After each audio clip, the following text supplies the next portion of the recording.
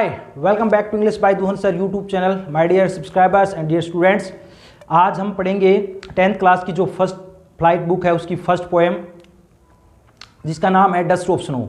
Dust of snow, fire and ice, ये दोनों एक ही कवि के द्वारा लिखी गई हैं, रॉबर्ट फ्रॉस्ट। रॉबर्ट फ्रॉस्ट है जो आप 9th में, 10th में, 11th 12th हर क्लासेस के अंदर मोस्टली आपको पोएम मिलेंगी इसकी। तो रॉबर्ट फ्रॉस्ट है, उनका जो कंप्लीट नेम है वो है रॉबर्ट ली फ्रॉस्ट, और ये अमेरिकन पोएट है।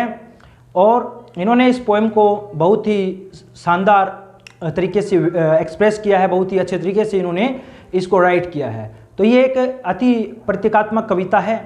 सही तौर पर ये एक बहुत ही मामूली सी घटना बताती है। कवि क्या करता है, एक हेमलॉक ट्री है, उस पेड़ के नीचे खड़ा है। अब वो हेमलॉक ट्री है जहाँ बर्फीली हवाएं हैं, जहाँ बर्फ़ ज़्यादा गिरती है, वहाँ पर है ये हेमलॉक ट्री।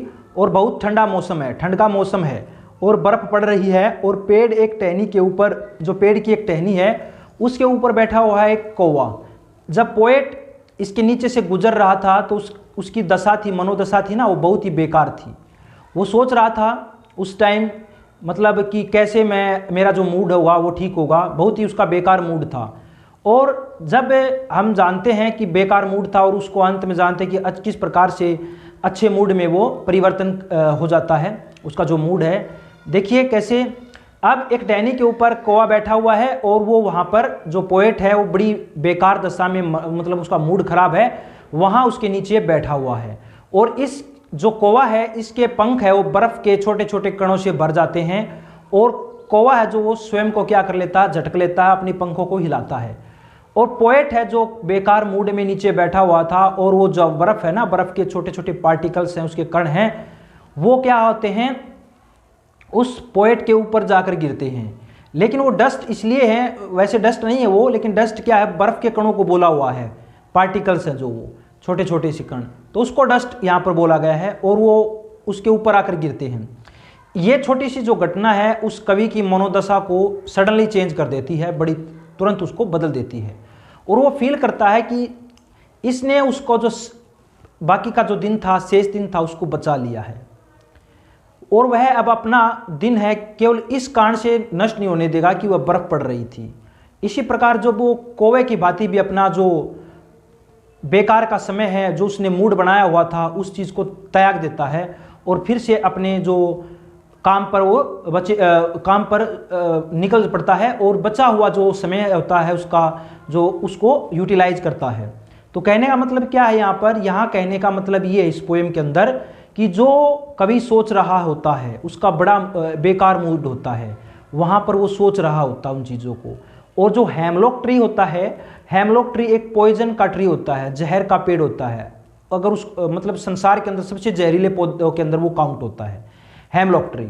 हेमलॉक ट्री को और कौवे को नकारात्मकता की पॉइंट माना जाता है, सोचते कि नकारात्मकता के लिए हैं। लेकिन हमें नकारात्मकता होती, जहाँ नेगेटिविटी होती है वहाँ उनसे पॉजिटिविटी भी मिल सकती है। ज़रूरी नहीं है कि वो नेगेटिव है तो वहाँ पर आपको नेगेटिविटी ही मिलेगी।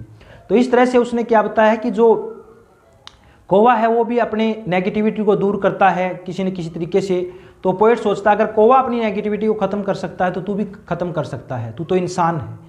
तो यहाँ पर इसका कहने का मतलब क्या है कि जो कवि का जो समय खराब होने वाला था, बाकी का समय वो बच जाता है। और कौवे को और जो हेमलॉक ट्री है उसको नेगेटिविटी का हमेशा सोचा जाता है। जिस तरह से हम बिल्ली का रास्ते में से जाना, जब हमारे रास्ते में आ जाती है, उसको क्रॉस कर जाती है, तो हम अपने मन के अंदर ये एक मनोदशा बना लेते हैं, मन के अंदर एक तरह से विचार बना लेते हैं कि हमारा नेगेटिव होगा। तो उसी तरह से ये भी एक नेगेटिव के पॉइंट है, लेकिन लास्ट में क्या होता है, नेगेटिव से उनको पॉजिटिव मिलता है। जिस प्रकार जो कौवा है अपनी प्राकृतिक विपदाओं को, प्राकृतिक जो आपदाएं हैं उनको दूर करता है, उसी प्रकार कवि सोचता है कि प्रकृति ने उसे दुख दिया है, वह उसे अपने आप ही दूर कर सकता है, खुद ही दूर कर सकता है। और कवि भी ऐसा ही करता है, वह सोचता है कि कौवा ऐसा कर सकता है तो मैं भी कर सकता हूँ। अंत में इसका यही था।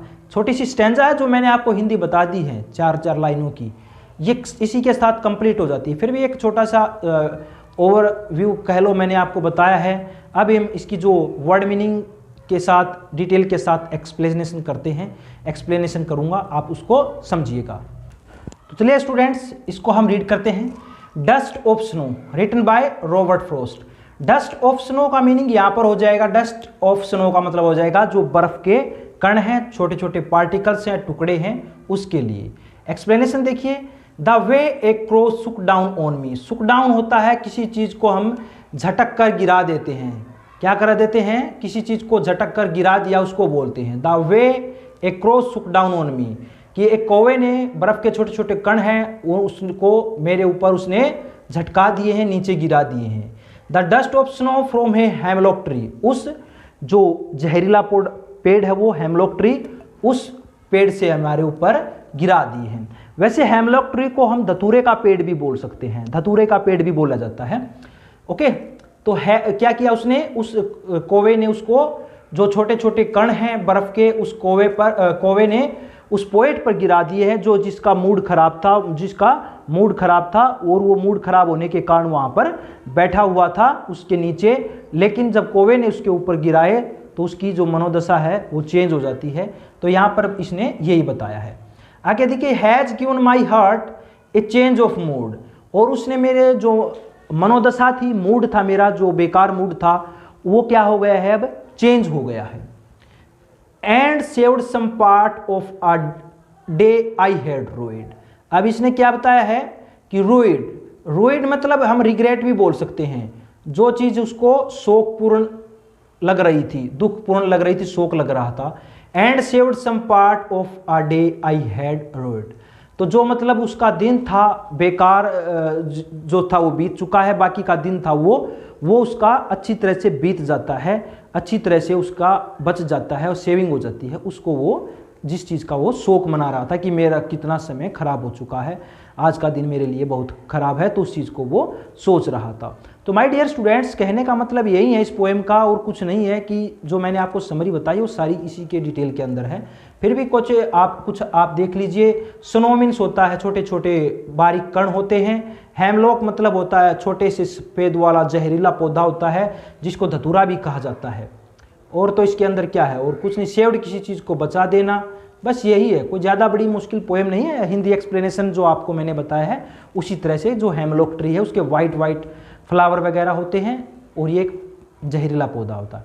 सो कैसी लगी आज की मेरी वीडियो, मेरी क्लास, आप कमेंट के माध्यम से भी मुझे बता सकते हैं। अगर आपको अच्छी लगी तो वीडियो को जरूर शेयर कीजिएगा और चैनल को सब्सक्राइब कीजिएगा। मिलते हैं नेक्स्ट वीडियो में नेक्स्ट टॉपिक के साथ, तब तक के लिए have a good day, have a nice day.